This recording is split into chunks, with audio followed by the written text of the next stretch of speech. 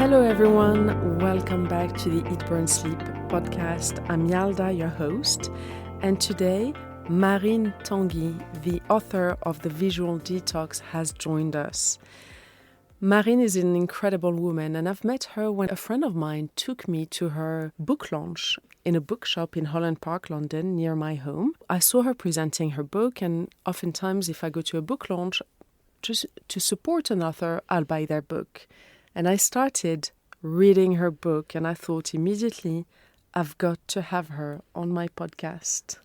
So Marine is the CEO at MTArt Agency. She is the author of the Visual Detox. She was featured in Forbes 30 Under 30, in the Sunday Times Fast Track 100. She's an incredibly intelligent woman, and I'm honored to have her with us today. Bonjour, Marine. How are you? And also so pleased that we met through such a special evening. I wanted to kick off the book with friends. And actually it was so lovely to have all my friends to celebrate something that was so meaningful to me. It was a great evening. And we could feel actually that vibe. Everyone there was very supportive of you. Your husband was there. There was actually a lot of love in that room. There was a lot of love. I think you know what it is with launching a book. It's your life is about to become complete madness. And I wanted to start with the people that had got me to that point rather than going straight into the most professional rooms. And also, you know that it became even more symbolic for me personally because my granny was buried on that day. I remember. So I'm so pleased that I am with friends because it made it very symbolic on many levels. So a very special day.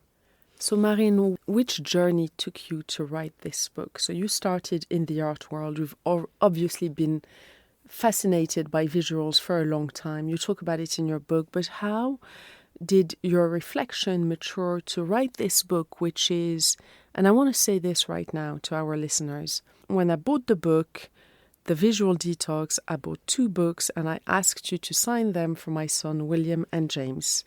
William is preparing his GCSEs, so I thought to myself, I'll give JJ a copy and I'll read William's copy, and after his exams he can read it. And I was a little bit apprehensive, thinking, I hope it's not a book that's just telling us to look at our phones less, because we know that. Exactly. And I was thinking, my kids hear this all day, every day. And the book, the way you've written it is pretty amazing, because there is a reflection and there are many stories intertwined. Mm-hmm. Your story, the story of other people, everything makes sense. We start understanding what a visual landscape is. And I'm pleased to say that my youngest son, James, is reading it. So how did you go from working in the art world, and tell us a little bit about your journey, to wanting to write this book, and how did the reflection around the book and the topic of it mature? So firstly, I'm over the moon because this is, and you know that, it's the generation I wrote the book for, because they are the one who are going to be exposed to even more visuals. You know, we consume 10,000 visuals a day, but that's only going to increase in their generation. And they are the ones that can change that, challenge that, participate, reshape that visual culture. And for me, it's been music to my ears and very touching. Like I'm saying, it being touched as you said that on the fact that this generation felt it was their book, because I didn't want it to be our book. And exactly what you said, I didn't want our generation to tell them what to do or what to think, and that we were better and that they should look at their phone less and have this lecturing approach.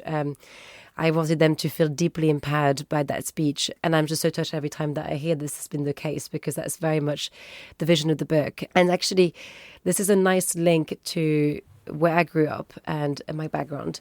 My mother is a primary teacher, my dad is a sport teacher, and I grew up in Ile-de-Ré, which is off the west coast of France in La Rochelle. And as such, and you would know that from a French system, they are socialists as 2 teachers. And we were raised in the idea that ultimately equality is a very important value. And I had 2 grandparents who I was very close to, and obviously my granny being one of them. They both fought in the war, and the idea, again, of equality was very key. So I was raised in the idea that everyone is equal. One must respect people from all different types of backgrounds and access and rights to the society we live in is very essential, which now that you've read the book, I'm sure you can see everywhere it's kind of fueled in the book that I've written.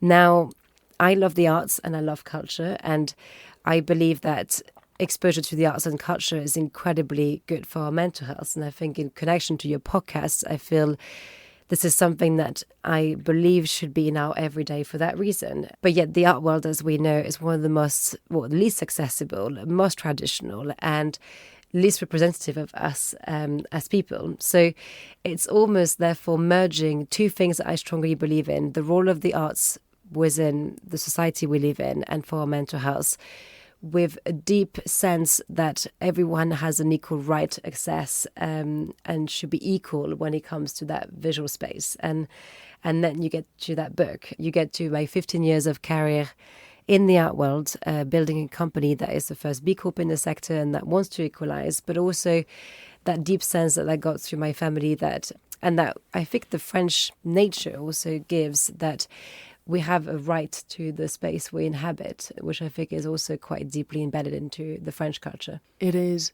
And you're right, actually. The access to art is for the privileged. In France, there is an effort. I lived in France from the age of 12 to 24, and I went to a state school in Tours, Lycée Descartes, and it was incredibly beautiful. The buildings were amazing, and it's rare to get this in England. And being in a beautiful architecture elevates your soul. Art elevates the soul. There is a connection between the art and the divine. And in fact, an artist has a gift, and the gift is given by the divine. Mm-hmm. So it almost transcends materialistic things. Yeah. When you're standing in front of a beautiful piece of art, it goes straight into, I feel it in the heart chakra. It goes into the emotion. So my family's always been into art. I have artists in my family on both sides.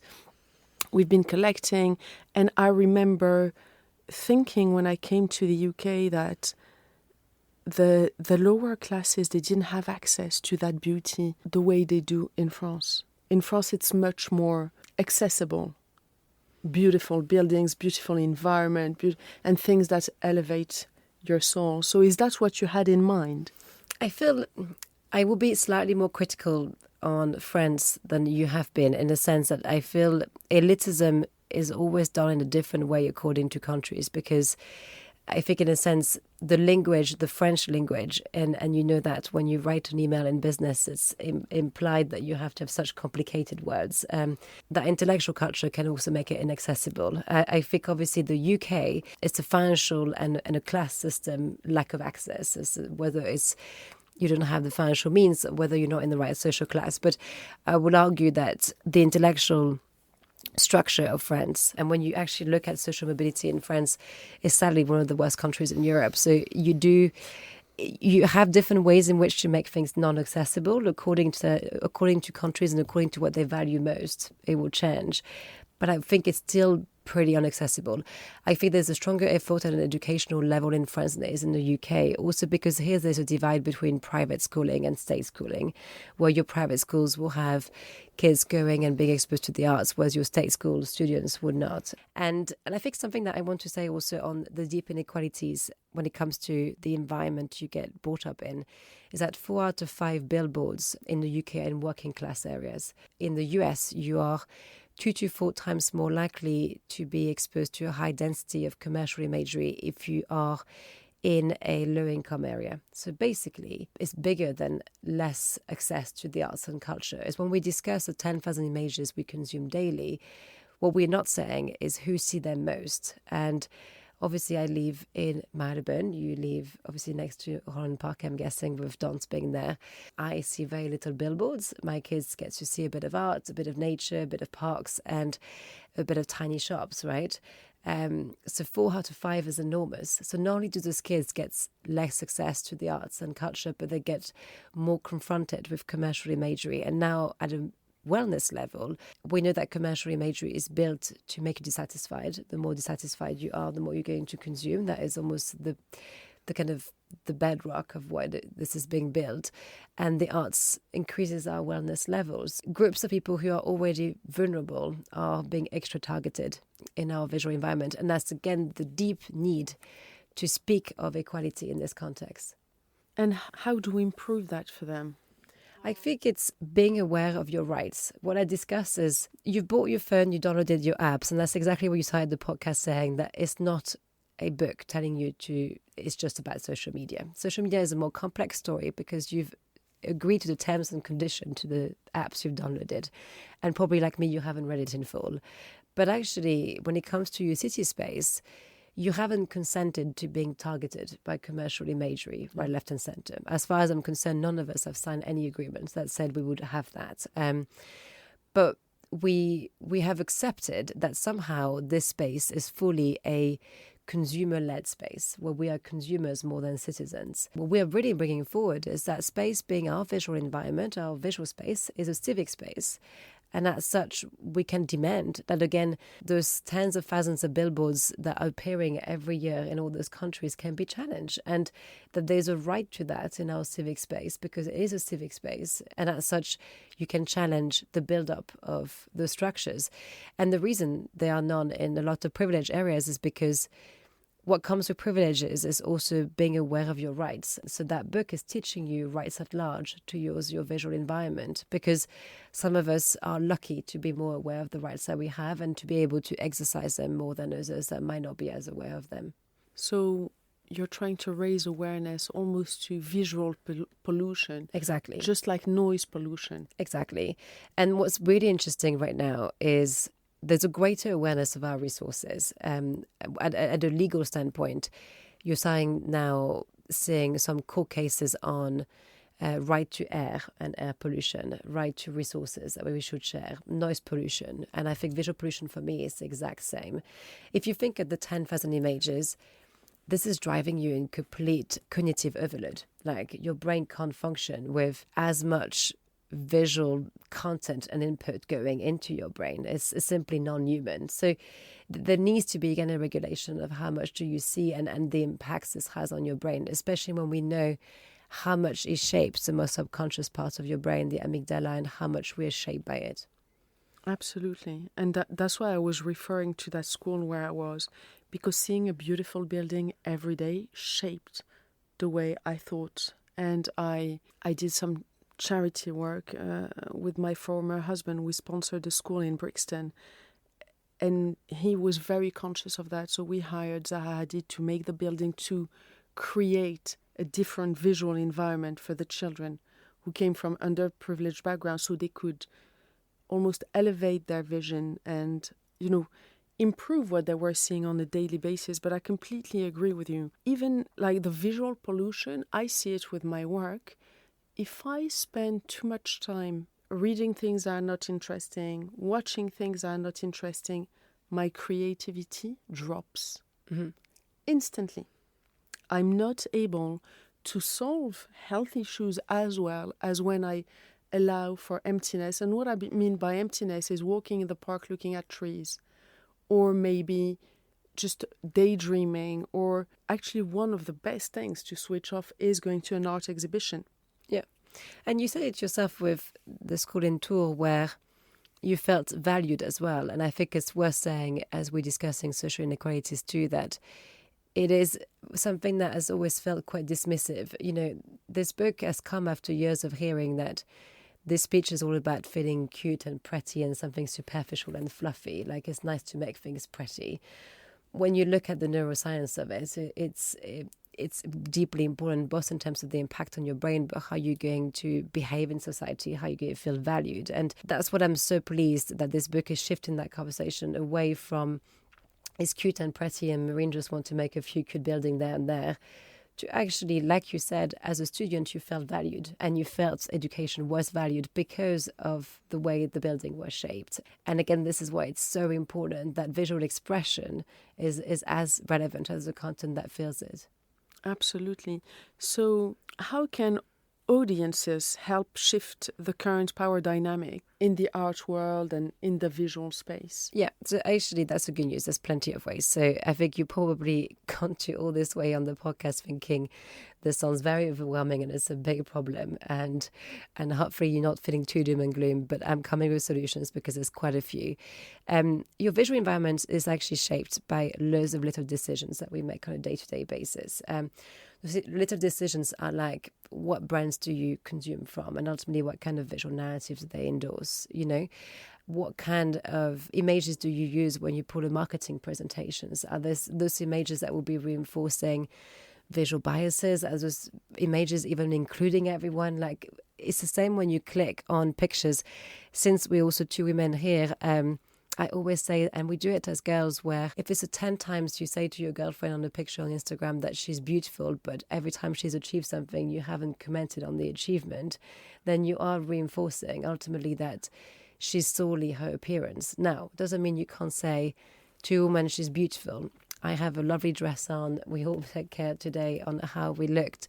But it's just, again, being aware that you might be reinforcing a type of visual narrative over another. So little actions like this, it's just if it's the fifth time that you're only commenting on the appearance, then maybe, and that person has told you that something that they've done is meaningful, that they care about something else, then maybe it's time to shift how you're interacting with that person, for instance, especially when we know that purely in our city space, 97% of the sculptures we see on our street are done by men. Advertising level, you are 4 times more likely to be in revealing clothing on an ad if you're a woman than if you're a man, and you're constantly reinforced that you are an object, not a being.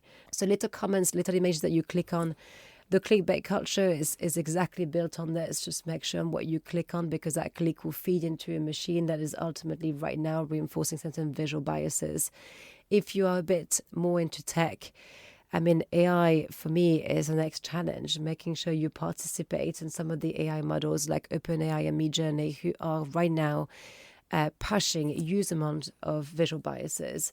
And by 2050, 75% of the images you look at will be generated by AI. So actually, we need participation at large in the kind of visual stories that are going to be fed through those AI models. And same with our streets, where I am on many public art committees and I only get one person from the neighborhood that turns up to those meetings telling me a bit of what they like or not, and nobody else cares. It would be great to see more debates. It would be great, if you think, actually, what is my local council doing in terms of the next public art projects or the next sculpture? How can I get involved? Once again, it's a democratic space, and we need your clicks, your endorsements, you saying that you care. And as the more you show that you care, the more this will become something that's more central. But I feel that it also is expressed through consumption. For example, Victoria's Secret, they brought in a lot of, diversity in their models. Sales dropped. Yeah. So, of course, they stopped.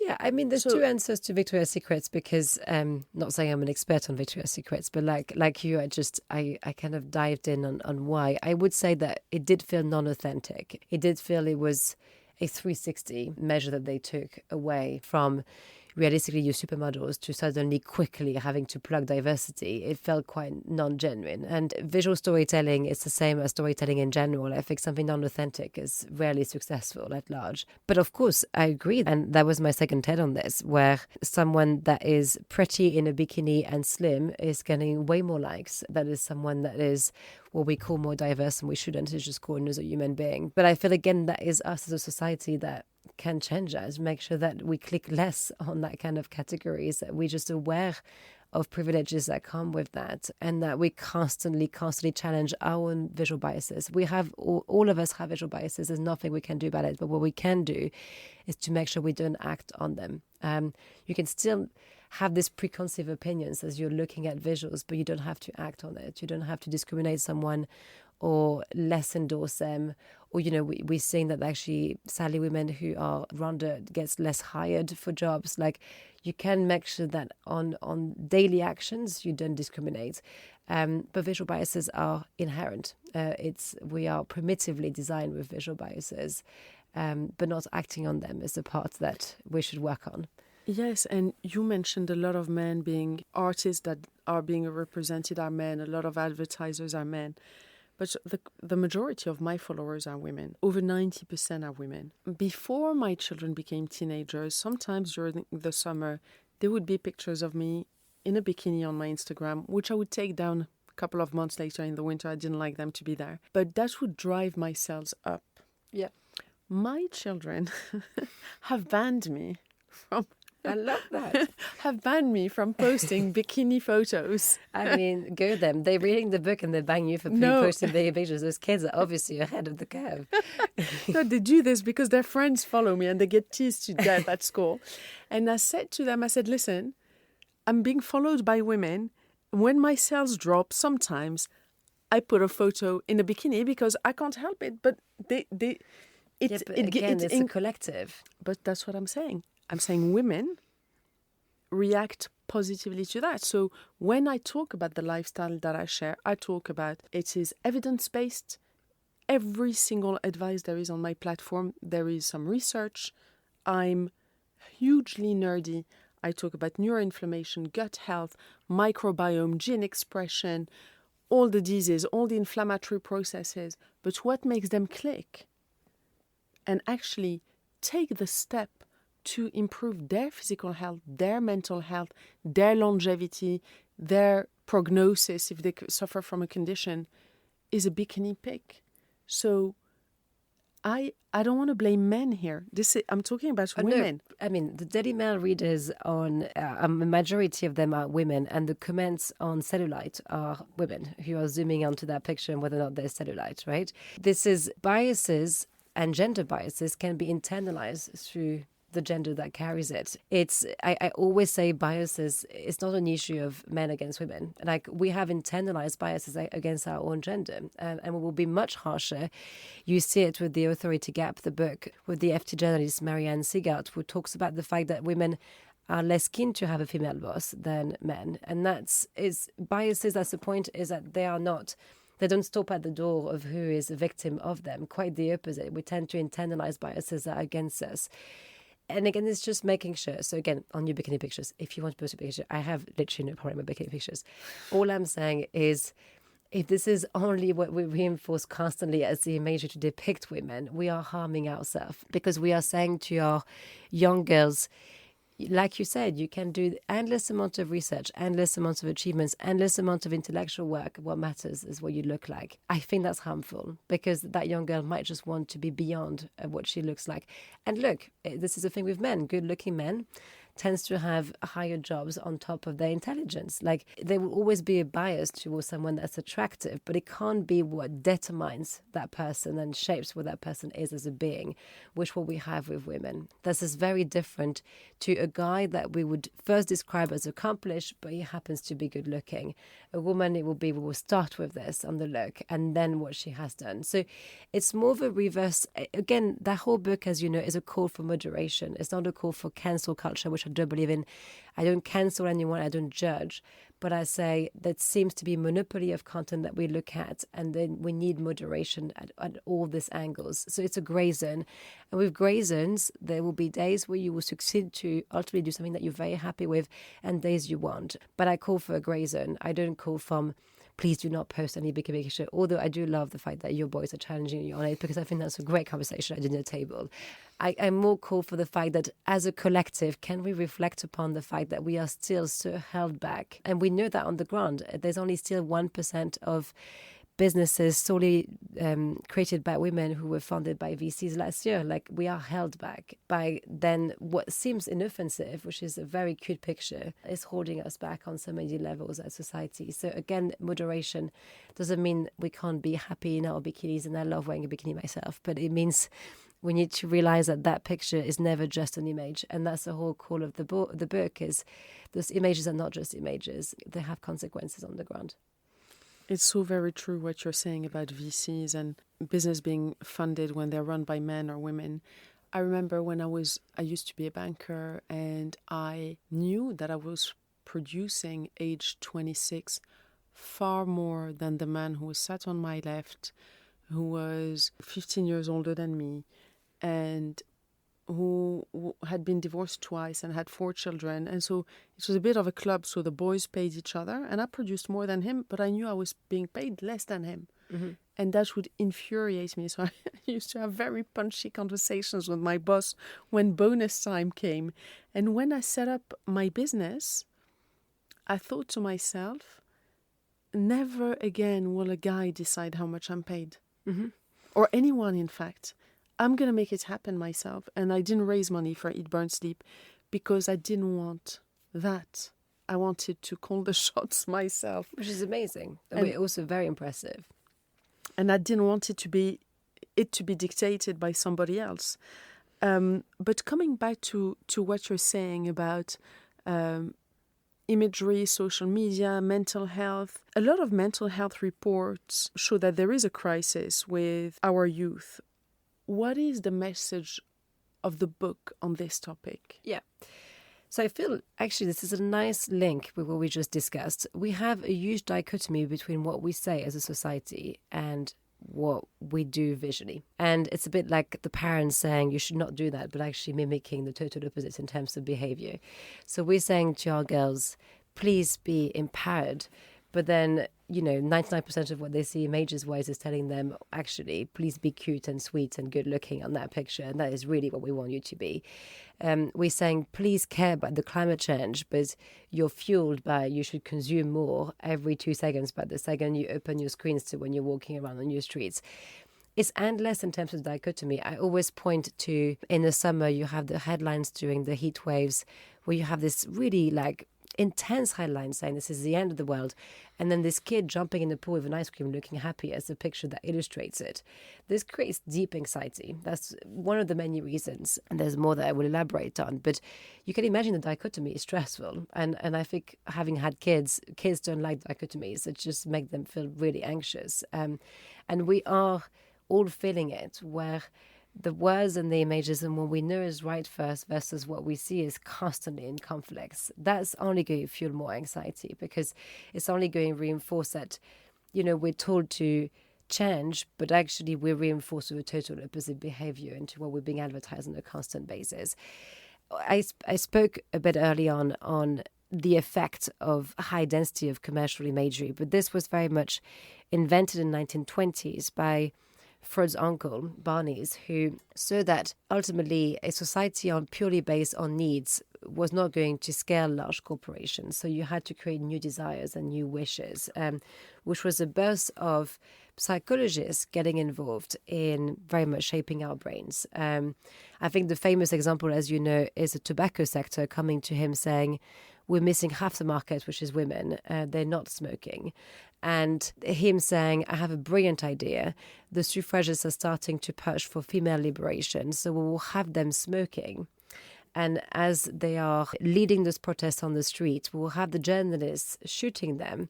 We'll release these images and associate female empowerment with smoking, and will conquer all that market, which was very successful. To show you that the psychology of images is incredibly powerful. People have gone to do actions that sometimes are against our own health, with no judgment of anyone who is smoking on that podcast, but more it's ultimately at large something that we have been pushed to do through imagery. And that's the same with Barnes used to be absolutely brilliant at also placing this within Hollywood movies, and to, again, get celebrities to endorse behaviors that would then benefit those corporations. So we have to use everything that we know about the neuroscience and the psychology of those images in our subconscious to ultimately shift it onto priorities we want at large in our society. Priorities should be our mental health. It should be social cohesion. It should be diversity of thinking and conversations, and ultimately making sure that we are ready for the challenges ahead. So how can we use the very same storytelling but for the total opposite goal? To do that, you have to first be aware how much manipulation was at stake on your brain with all this imagery. That is the first step that we take with the book. But once you realize this, then you're like, hold on, then I need to shift again what I'm looking at, because this is why I have all those behaviors and weird insecurities and weird desires.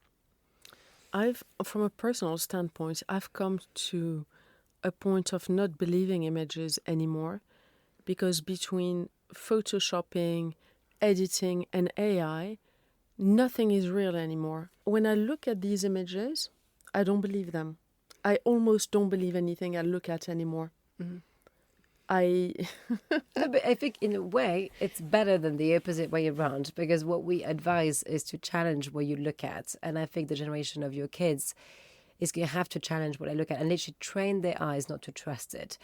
I would say that overall research shows that we tend to trust too much what we look at. Somehow our brain thinks that's the truth because we've seen it. So I think it's very good that you don't assume it's the truth, especially, like you say, at a time where deepfakes or AI or doctored images are on their way, and they ultimately, like, we see them on a daily basis. So I think that's something that's, again, going to be a shift in that next generation, that visual literacy and them having that visual critical thinking is going to be essential, and them being used to, like you say, knowing that that image might not be true. And we're seeing it with geopolitical conflicts, that for the first time with the Ukraine war, we're exposed to the use of false visual narrative as part of geopolitical conflicts. So it's way bigger than whether or not we've made our tummy a little bit flatter on that picture. It could change the course of history because we believe that information to be true, which is why visual misinformation is absolutely an urgency to tackle, and that will go through regulation.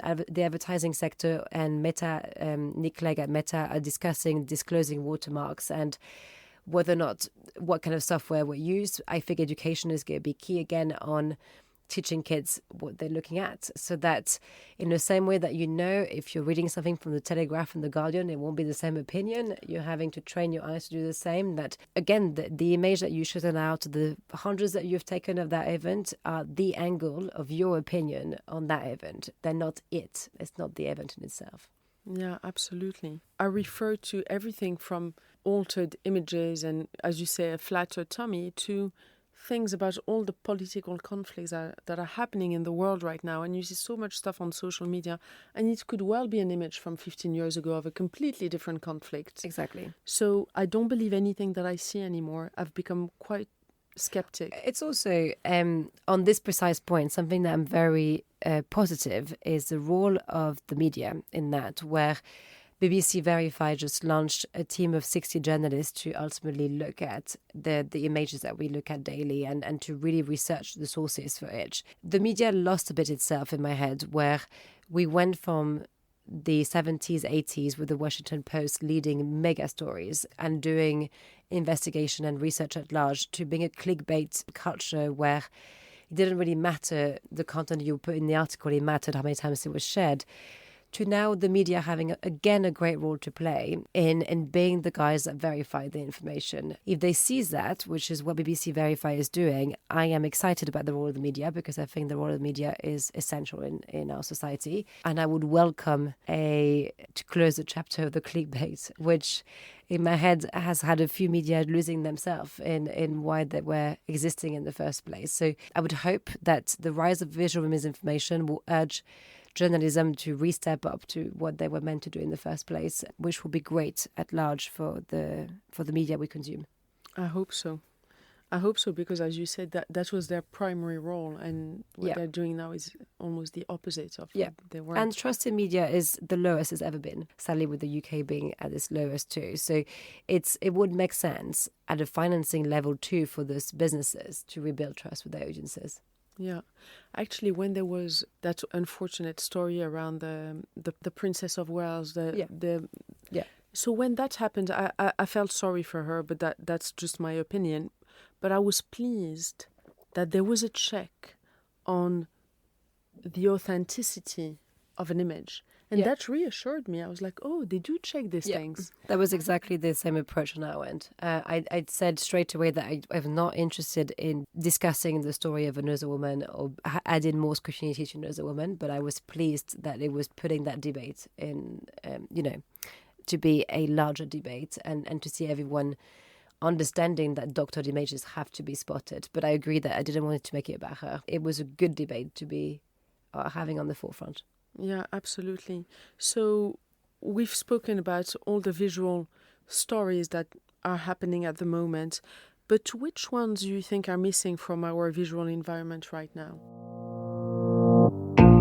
It's time for a little break. Hey everyone, I hope you're enjoying today's podcast. A reminder to all our listeners to subscribe, rate, and share this podcast with your friends and anyone who might enjoy listening to it. We also have a discount code for all our podcast listeners, which I will be sharing at the end. Keep listening, and I hope you enjoy the rest of this episode.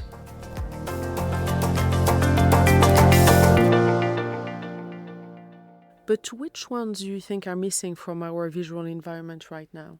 I mean, that's endless is the answer. So let's decompose it in four. What we call visual environments is your laptop, your phone, your TV screen, and ultimately your commute to work or university or school, whatever that commute is. That's what you look at mostly daily. So the stories in our public space to start with, I mentioned it briefly earlier, but 97% of the public art projects or sculptures you will see are done by men. You have more Paddington Bears than women of colours as sculptures in London. And with all due respect to Paddington Bear, but a question on whether there's a lack of representation.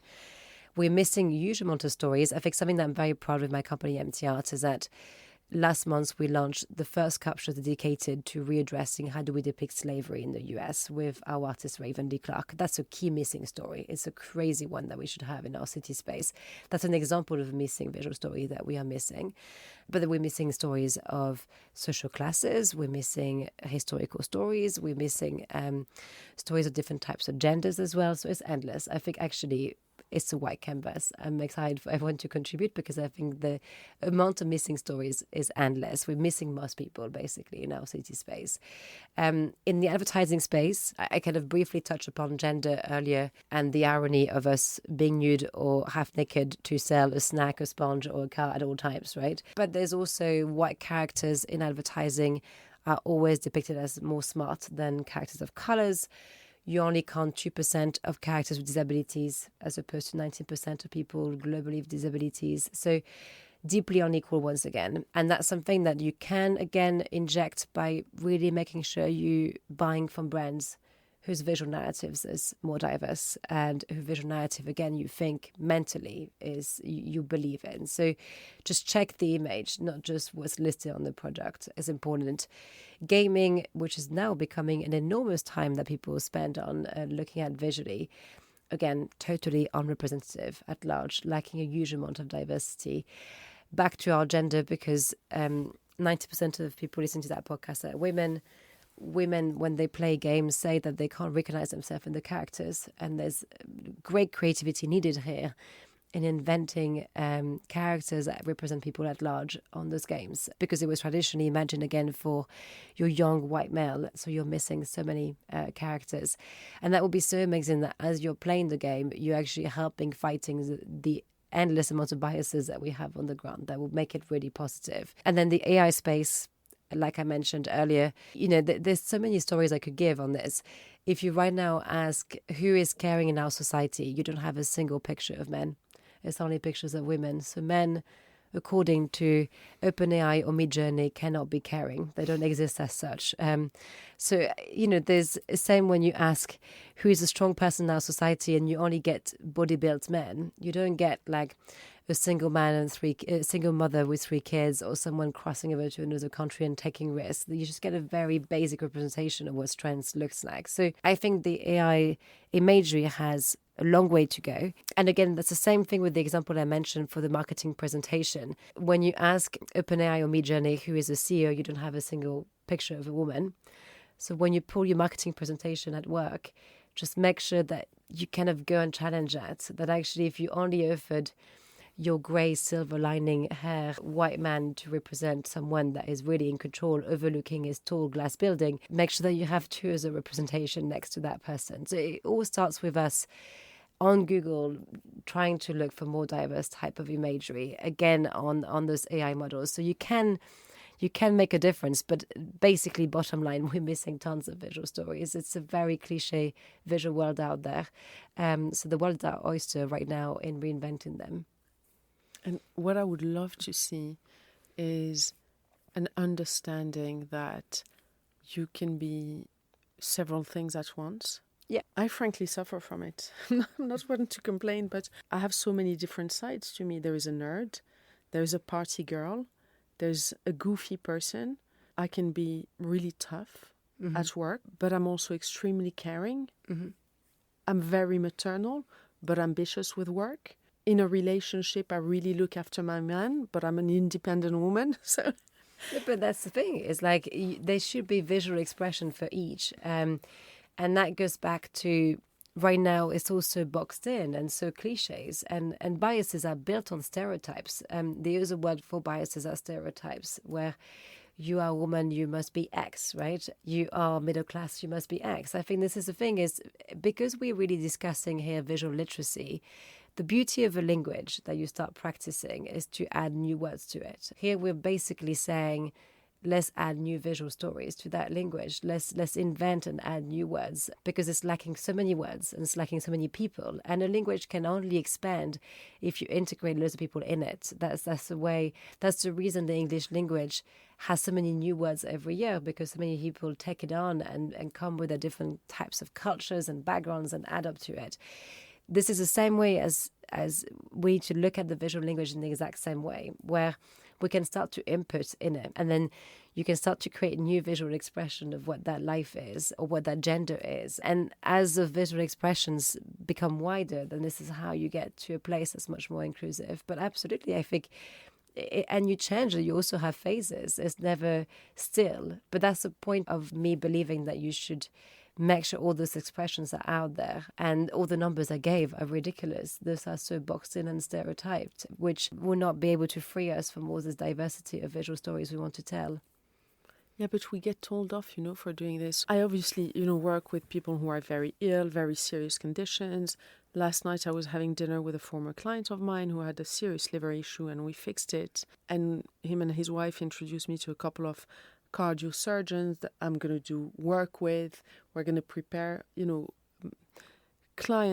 patients for surgery. So I'm going to do the pre-surgery diet and post-surgery care. So there is this side of me, but I don't like to talk about it seriously all the time because it's very heavy. It's about health. Yeah. And, I help with people with cancer, depression. And recently it was a Sunday. I was getting ready to have lunch with my boys. I put my phone on live because I'm very spontaneous. I'm also very spontaneous. And I'm doing my makeup and talking about some serious health topic. Yeah. Pre-lunch, I'm a mum, I'm multitasking. I'm a mum, I'm going to take my boys for Sunday lunch. I'm doing my makeup, and also there's something I'd like to share with my followers, so let's do it at the same time. I got told off. How can you be doing your makeup when you're talking about such a deep topic? Well, I don't need to be an airhead talking about a lipstick whilst I'm doing my makeup. And what annoys me is these days, you almost have to have the white blouse and to be in your uniform, to be taken seriously, and you can't have these multiple sides to you. And it's getting boring, all this boxing people. And that's why I really disagree with this whole labeling that's happening at the moment, because it's reinforcing the boxes. And I belong to 15 boxes, not one. Yeah, but I think, again, so there's a friend of mine whose book is due mid-May, but actually she just sent me a copy, so I'm midway through reading it. It's called The Third Perspective, and it is Africa Brooke, who, I don't know if you remember, but in 2001, her letter was viewed 90 million times because she said that I am anti-war culture. And this was like, she's black, she speaks about diversity, she speaks about female empowerment, but she said, actually, if I really think bottom line, what I'm doing is I'm starting to think I'm virtuous and I'm cancelling loads of people who are thinking differently to me. And of course, this was provocative, but bottom line, she's talking about diversity of thinking. And what you're talking about is the complexity of us as beings and the complexity of different ideas and thinking and ways to express. It's the same with visual narrative. We don't have the diversity yet. We're not exposed to that diversity. So we therefore are constantly reinforcing those boxes. What's actually ironic in the comment you got is in dictatorial or authoritarian regimes, as you know, women are doing their makeup talking about serious things so that their videos are not removed from the internet. So it's actually a very political move that those women are doing while doing makeup. And there's a whole wave of them in China and other countries whenever they criticize what their government is doing. So actually it's grounded in politics, but that is a speech for a different time. But it's very interesting to kind of look at all the videos that are very politically heavy. But what I would say is, again, we are back to the 10,000 images.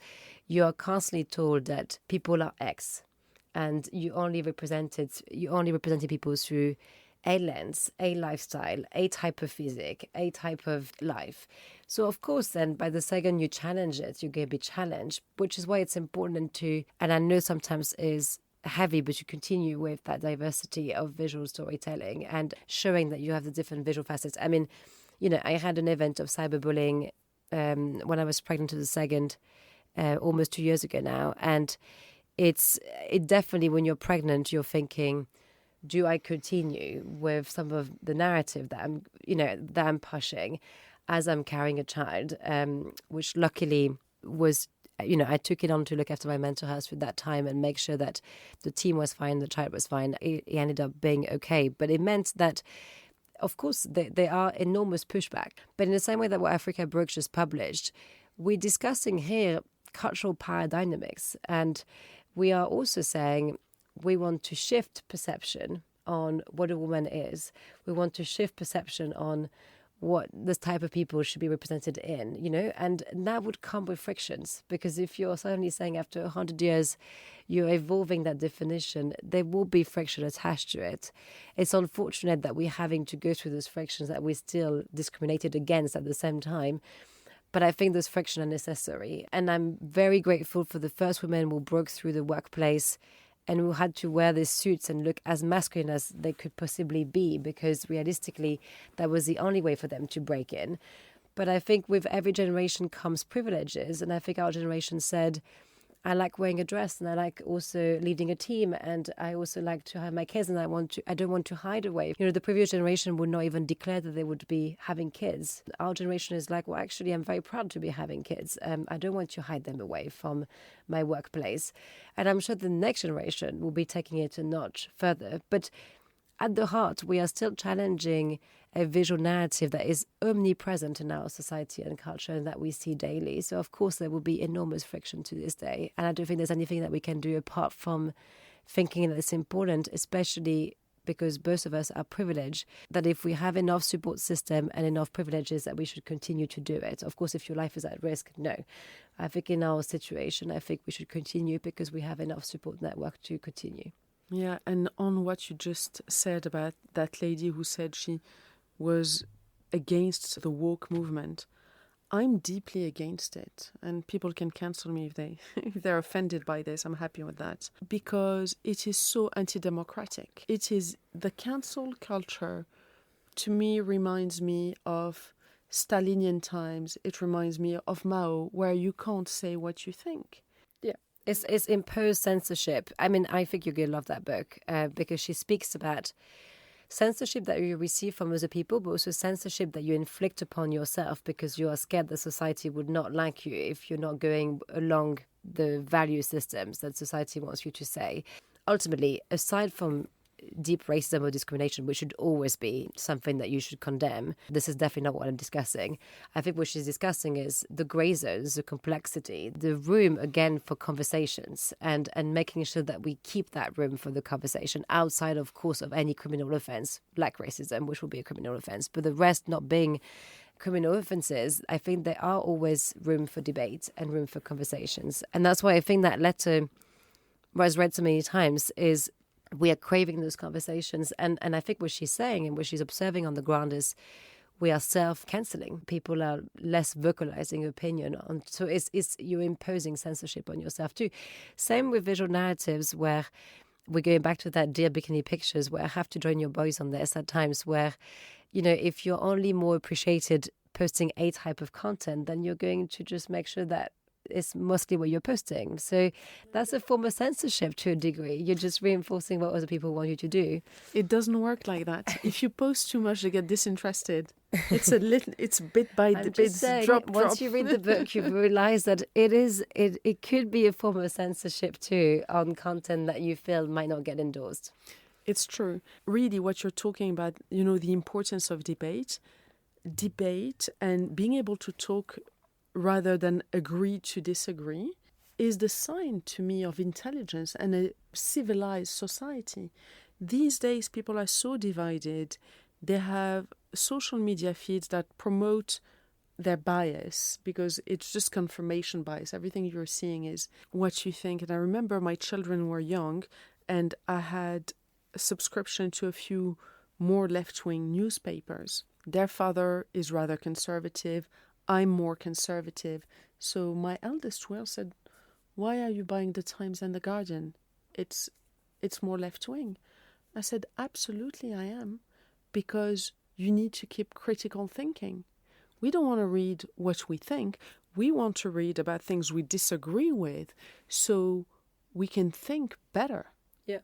And you end up actually, or in my case, some of my values are more on the left, so some are more on the right, and I'm not that box. And I think it is very important to be careful, and I'm careful even when I do research for my platform or when I help people with their health. We have so much bias. So if you look at medical studies, there's so much bias. People say, "Oh, it's amazing, there's a clinical trial, so it must be true." My method is very science-backed and it's evidence-based, but I'm no fool. I know that every single study is funded by someone. Yeah. So there is an interest. The person who's conducting the study has their own bias. The person who is analyzing the results has their own bias. And me, the reader of that clinical study, that medical paper, I have my bias too. It's almost impossible to read or work on anything without bias because by definition, we're humans and we're subjects, so it's going to be subjective. Mm-hmm. But it is so important to stay conscious of it. And what I find kind of scary in our visual landscape these days and in the conversations with people is we can't talk about anything anymore. So, for example, what's happening in the Middle East right now has become a complete taboo in London with my friends because I have my Jewish friends, I have my Arab friends, and we can't debate. There are very few people with whom I'm able to have a conversation where I'm going to learn something, I'm going to challenge them on something, I'm going to go back in history, I'm going to look at what's happened 50 years ago, 70 years ago, 100 years ago. These days, it's just people reposting things that comes on their feed and that's just confirm their biases without having any debate. And I find that very sad. Yeah, and it goes back to that censorship. It's interesting because when Black Lives Matter happened, so we've always had an incredible diversity of artists. It's in the foundation almost of the company.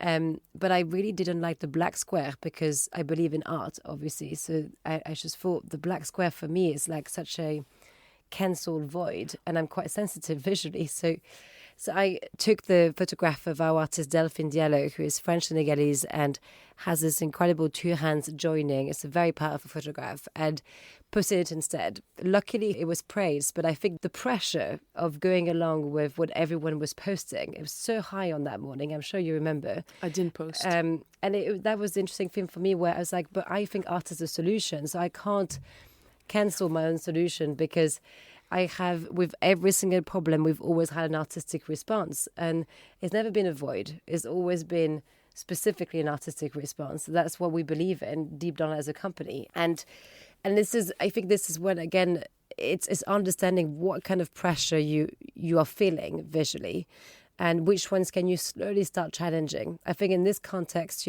we were aligned with the movement, but I was not aligned with the visual execution of it. Absolutely aligned with more diversity since the start, and way before that, didn't like the execution. And I think it's just leaving room for those visual expressions to exist. And again, making sure that people just don't feel just the pressure of existing visually in a certain way, which what we are finding through social media a lot, because the way that you are representing yourself is now mostly visual, less with captions. So the way you would depict yourself will be through what you think is right to be visually, and to just analyze and audit the pressure that you feel you have and what is actually what you would like to be representing. Absolutely. And I've urged all our listeners to not cave into any of those pressures. So I haven't posted because I don't like mass movements. I find mass movements scary. Yeah. I remember studying about the Third Reich, about what happened during the Second World War, between the two wars, most precisely, that led on to that. And it's always group movements, and I'm very wary of them because generally they don't bring out good things. Yeah. Hence the importance of challenging our thoughts all the time. Yeah, I mean, it's really interesting because I just finished watching like a documentary on BBC that I highly recommend on, I mentioned earlier, the 1920s and 40s and how psychologically people were shaped. But there was also deep down the belief that masses were dangerous, so it was better that they became consumers. It's a total opposite belief of the book, where I actually think that people can be informed, and I believe that everyone, through information, can generally do incredible things together. But I agree that, therefore, mass movements with very little information is what I get worried on. Informed knowledge, which is why I'm your BBC first fan always. Informed knowledge to the mainstream at large. I believe that, again, I think everyone is intelligent, everyone can access knowledge and be informed. My problem is more when you see that pressure, which is almost like, again, that censorship that I mentioned earlier, that pressure to do something with so little information and just as part of a mass that tells you to do it. That, like you, I would be very worried. And I actually feel anxious as I witness it, in the same way that I'm sure you feel. And for the same reason that you mentioned historically, because this has never been a good news. A lack of information mixed with an urge to act, with pressure with that urge to act, has never demonstrated to be a good thing. So on those wise words, thank you so much, Marine. It's been such an insightful conversation and we've covered so much. I will link your book, I will link your social media and everything for people to find you. I encourage everyone to read The Visual Detox. I actually read it when I go into my sauna and before going to bed at night. I love that. Yes. I love that. Also, I love a sauna. And we obviously talked about quite a lot of heavy topics, but it's you know that as you're reading it, that it comes with solutions on either side. Every problematic has been listing a solution from our side. So don't feel overwhelmed with how much there is to do. There's a lot to do, of course, but there are many actions for us to be able to do them. Yeah, it's always step by step. You know, it's like people who decided to overnight go plastic free and it became a nightmare in their everyday life. Yeah, I did watch this. That's why it's so stressful. Yeah, so we don't have to do things extremely, and it's the same with health. But small little habits, I agree. One by one, you start editing your visual landscape, just like you're starting to implement more anti-inflammatory habits. And before you know it, it has become a habit. You don't notice it. You're adding another one and another one. And 1 year down the line, your life actually looks completely different. Yeah. Agreed, entirely. That is exactly our philosophy. And I'm such a believer of the small steps. And this is why I also believe that everyone can do it. There's not, from any walks of life, it's easy to join the small steps. Marine, thank you so much for joining us. Thank you. I hope you all enjoyed listening to her. And thank you so much for joining us. Thank you. Thank you so much to all of you for listening to this podcast today. I hope you enjoyed it. It's always such a pleasure to talk about health because it's not about the destination, it's about the journey. Looking after our health is a daily thing, just like brushing our teeth. We've got to focus on it, we've got to do it right so we can live better and happier lives. For those of you who are not members of the platform yet, we have a discount code for all our podcast listeners. You can get 15% off the memberships. Just enter the code podcast15 at checkout. Thank you, and make sure to read all the articles and all the free content we have on eatburnsleep.com to keep you motivated and informed and educated about living an anti-inflammatory lifestyle.